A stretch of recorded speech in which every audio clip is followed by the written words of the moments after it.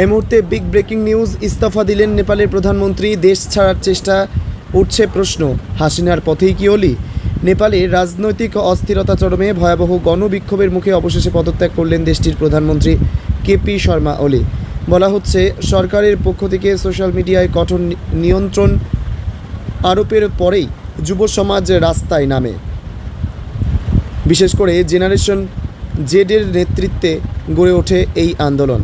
চরম আকার ধারণ করে, যেখানে রাজধানী কাঠমান্ডুর রাস্তায় নেমে আসে হাজারো মানুষ। প্রতিবাদকারীরা অভিযোগ তুলেছেন ব্যাপক দুর্নীতির আর সরকারের অগণতান্ত্রিক আচরণে ক্ষুব্ধ জনতা সরকারি প্রধানমন্ত্রীর বাসভবন অফিসে ঘিরে ফেলে। পরিস্থিতি এতটাই ভয়াবহ হয়ে ওঠে যে বিক্ষোভকারীরা অলির ব্যক্তিগত বাসভবনে আগুন লাগিয়ে দেয় বলেও জানা গিয়েছে। এই পরিস্থিতিতে আজ আনুষ্ঠানিকভাবে পদত্যাগপত্র জমা দিয়েছেন কেপি শর্মা ওলি।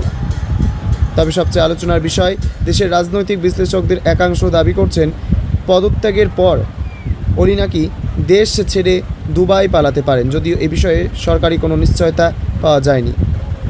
এমন অবস্থায় প্রশ্ন উঠছে, হাসিনার মতোই কি পালাতে চাইছেন ওলি? তবে স্পষ্ট করে বলা যায়, এই দুই দেশের প্রেক্ষাপট এক নয়। বাংলাদেশের প্রধানমন্ত্রী শেখ হাসিনার বিরুদ্ধে এমন অভিযোগ প্রমাণিত নয় এবং নেপালের ক্ষেত্রেও পালানোর দাবি এখনও কেবল গুঞ্জনের পর্যায়ে। বর্তমানে নেপাল জুড়ে পরিস্থিতি উত্তপ্ত।